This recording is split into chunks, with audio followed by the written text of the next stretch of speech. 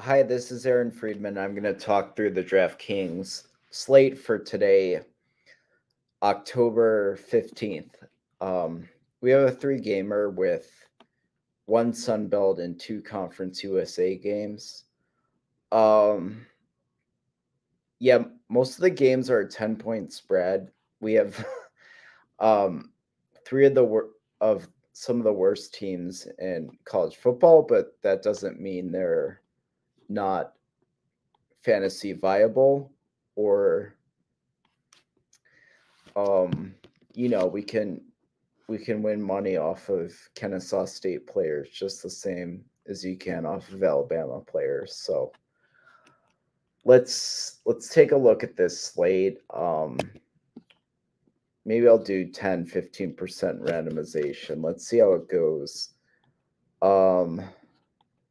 I'll try the stack boost rule. Let's see what happens.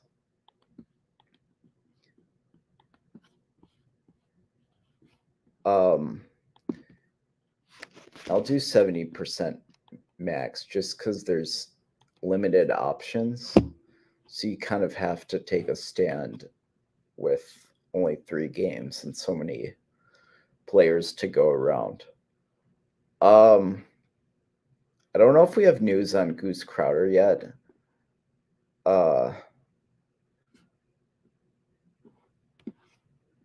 That might just be so we're going to get a lot of Gio Lopez. He's one of the better quarterbacks on the group of 5 level. I think I want to cap Awad's pretty bad and they're splitting time, so I want to cap him at 5%. Same with Goose Crowder. I'm fine getting him in and you can easily pivot off. All right, so a lot of South Alabama, which makes sense.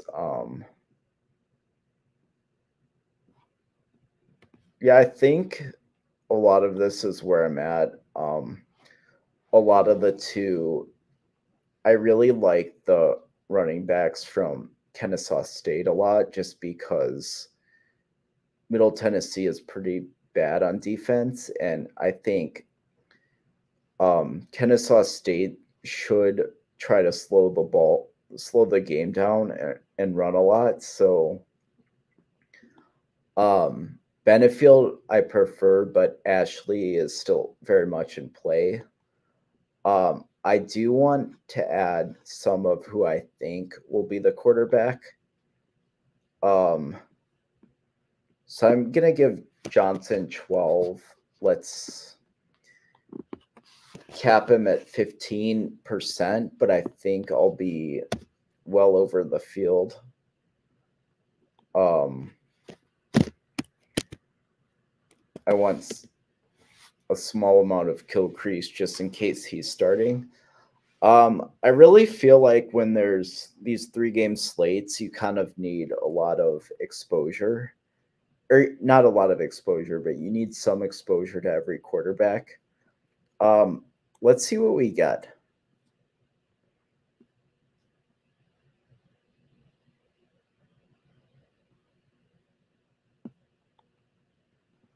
Okay. So I'm going to have to boost Johnson pretty significantly if I want more than 5% that I forced in. As far as receivers, I'm liking where we're at. I want a lot of Kelly and Johnson. True Edwards, I don't know. I think when he played Middle Tennessee, that was a much more favorable matchup. So I probably want more Ross than Edwards. Pritchett's my guy. I want a lot of Pritchett. But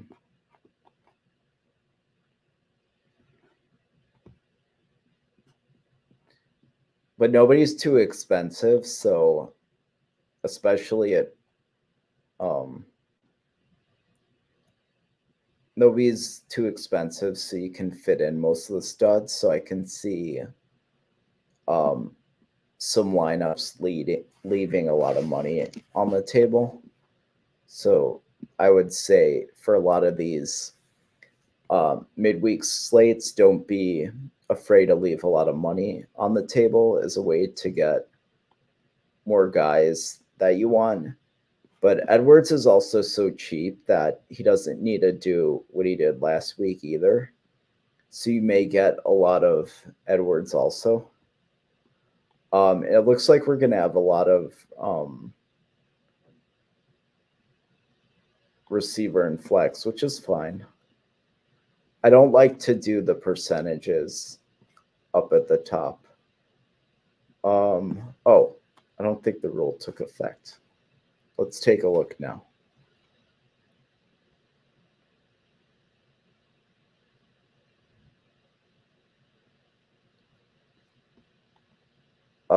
So good. We have our MTSU guys. We have Pritchett. We have Cheap Edwards. Fine. I like Ross.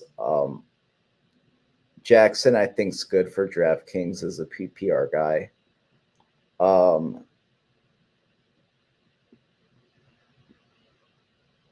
So yeah, like a lot of the times with boosts, you really have to like go crazy to get what you want. Like our little like and adore buttons, those aren't enough if you really want a good amount of see, even 15 isn't enough.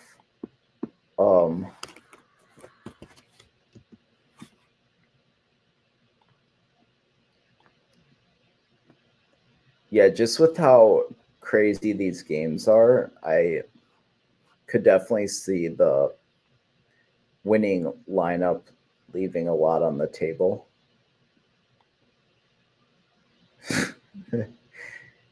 I don't know.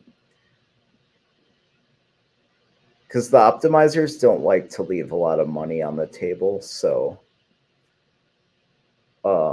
they're kind of conditioned that way. This one I kind of like a lot just because you have the double stack of the MTSU guys, and on the other side, a double stack of Kennesaw State, and we know how bad Middle Tennessee State's offense is. So, yeah, this one's nice. And I think hopefully we're overweight on the Kennesaw State running backs. But again, there's only 3 games, so what can you really do even? Yeah, these are pretty good. All right, keeping this short for today, but good luck, everyone.